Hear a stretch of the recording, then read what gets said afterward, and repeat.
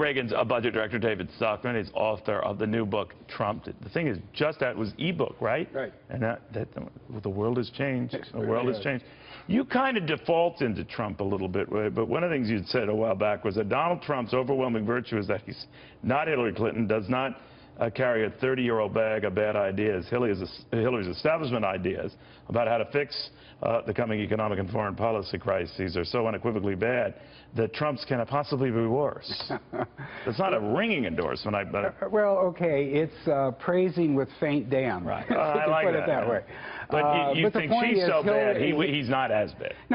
No, look, I think he's doing a wonderful thing of stirring up the status quo. Hillary has a 30-year-old bag of deplorables, and I'm talking about ideas and policy and record and not her supporters, obviously. But we have a Fed that is out of control, that is punishing flyover America, as I call it in my book, the area between the coasts, because if you're a wage earner, your wages are not keeping up with inflation, but the Fed has a 2% inflation target, and the more you try to keep up or stay ahead, the less competitive you become internationally. So much of what you do like about Trump is that he hates the Fed, and you hate the Fed. I think he's done a great job. He finally called the elephant in the room. He finally said that... Well, what do you think he would do as president? I think what he said yesterday in his economic speech was pretty encouraging. I think it was brilliant in some ways. It was the best sort of pro-capitalist rhetoric that we've heard since Jack Kim. And so you like big tax cuts? Yeah, well, look, you're also worried about deficits. I'm worried about deficits, and I'll get to that point. But the idea that we could cut taxes 4.6 trillion over 10 years shouldn't be shocking to anybody. There's 42 trillion built into the baseline, so that's 10%. But the difference I have is it's not going to come back in growth and reflow, because CBO's already got more growth built into the baseline than we're ever going to get under current policy. Budget office. So that alone, would it bring 3.5 to 4% growth? No. Because growth is everything, right? Yeah, growth is everything, but the point is you have to deal with the spending side of the equation, too.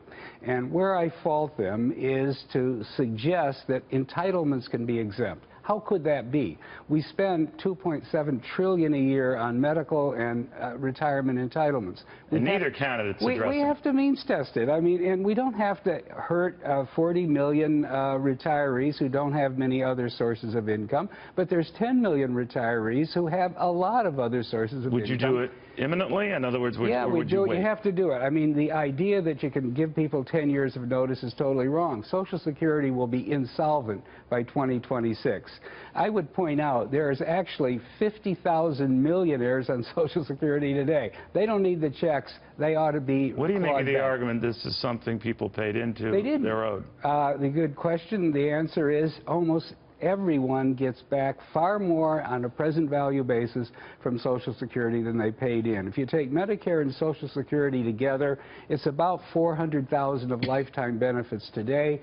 Taxes paid in are about $200,000 for the average wage worker, and so therefore the next generation and the current generation is supporting the last one. This isn't going to work as the demographics get worse and worse.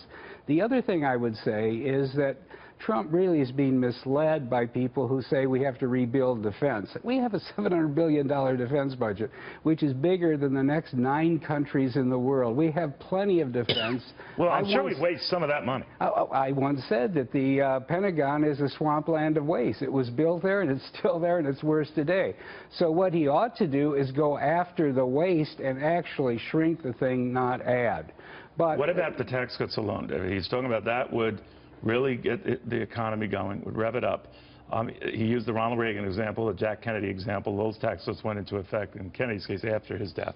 Yeah. But that they got the economy booming. Now, the rap against Ronald Reagan at that time is a lot more money came in, but they spent it like crazy, right? Well, that was part of it, but also you're dealing with rosy scenario. In other words, without going into the details, I can tell you right now the CBO baseline overestimates GDP under current policy by 11 trillion.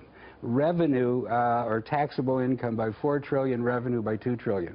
So if we do everything that they're suggesting by way of tax cuts, deregulation, stimulation of energy, all the rest of it, cracking down on China, if you will, we're barely going to earn back the excess revenue that's in the baseline. So you have to cut, and you can't pretend that it's waste, fraud, and abuse, and 1 penny on the dollar is going to make a difference. You know, his 1 penny on the dollar is not a very, fair statement. He's talking about $600 billion of spending in discretionary area, not entitlements, not defense. 1% of that $6 billion a year, we spend that every 13 hours in the federal government. So you're not surely even, we could cut the 1%. Well, of course you can, but right. That isn't beginning I understand, but you have gap. to start somewhere. That's what he's saying. Okay, but the one thing that turns Hillary Clinton off to you is that she'll just keep adding to the spending. Well, she says her spending is paid for by taxes on the upper income, but you're not buying it. Not even close. There is, by CBOs, like 10 trillion of new deficits built in. The next president will inherit 20. Add it, it's 30 trillion. And at the rate it's going, it'll be another yeah, 5 the GDP, right? well, no, I'm saying it's built in 30 trillion right now by the middle of the decade. The GDP will be 24 trillion. If we're lucky, we're at 140. Doing nothing. Yeah, we're at 140%.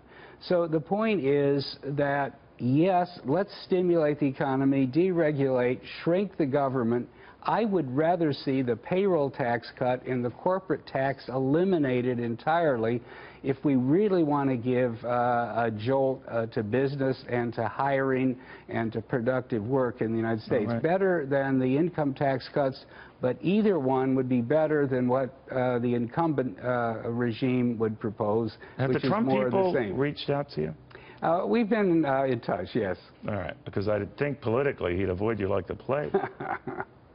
Oh, interesting. All right, David Stockman, book, Trump, out now. But it does make you think, and it does get both parties back to something called reality. I was thinking of you, we have some Reagan memorabilia that's going to be here and put up for auction. Are you interested in bidding on any of this stuff? Yeah, absolutely. Really? But you're very cheap. I can't imagine you going very high on this bidding. Well, we'll see. We'll see.